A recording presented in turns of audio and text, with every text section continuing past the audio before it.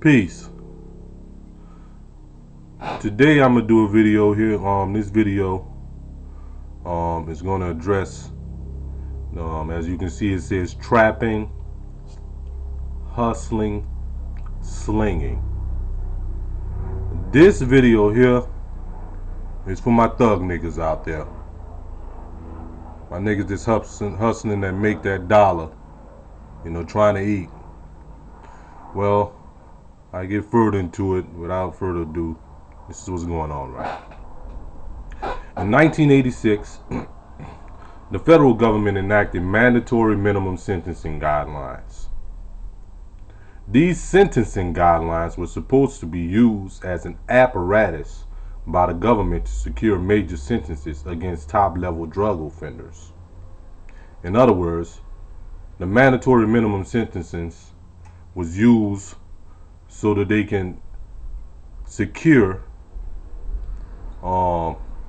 good cases against top-level drug offenders. Let me continue.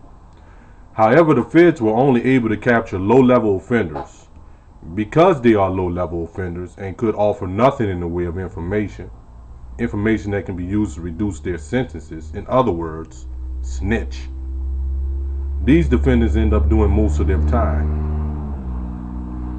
These laws are also unfair due to the process in determining these sentences, which includes the type of drug, the weight of the drug mixture, and the number of prior convictions.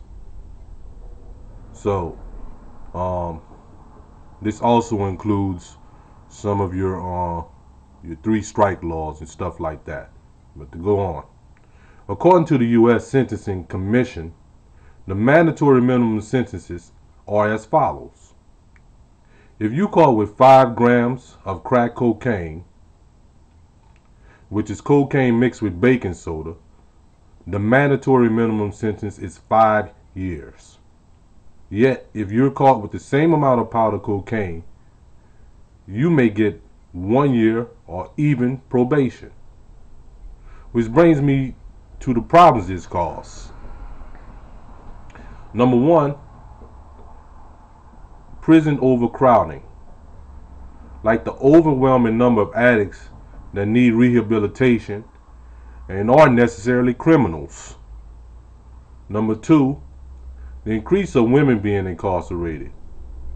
Because as you know, crack really has had its way with our black women. And the fact that most of these policies are racist, since blacks are much more likely to be caught with crack rather than powder cocaine. Although they both fuck you up in the same manner. Approximately 2/3 of all crack users are white or Hispanic.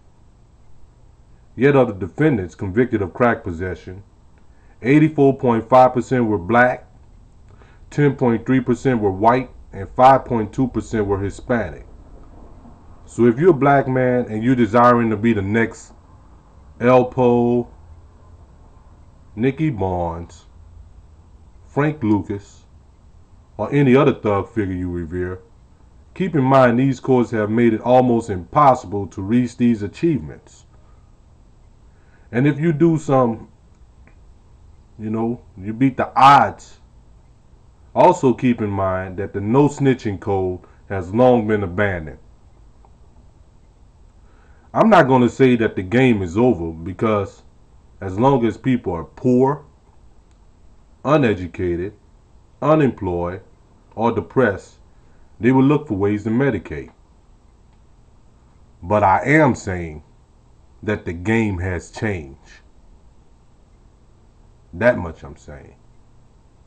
Also note that these mandatory minimum sentences are really trapping people who are really first-time offenders. There's a large number of first-time offenders that are doing major time inside of the penal system behind these mandatory minimum sentencing laws. So, in conclusion, in wrapping up, if you thugging out there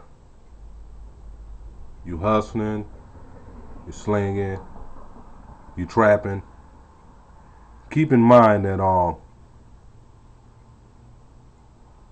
these people have these mandatory minimum sentences, and it ain't gonna be a walk in the park. It's not like the days of old. You're not gonna just go in there and just do a few years or whatever and get out. So, to all my thug niggas out there, find another grind. And on that note, I teach and I don't preach. Peace.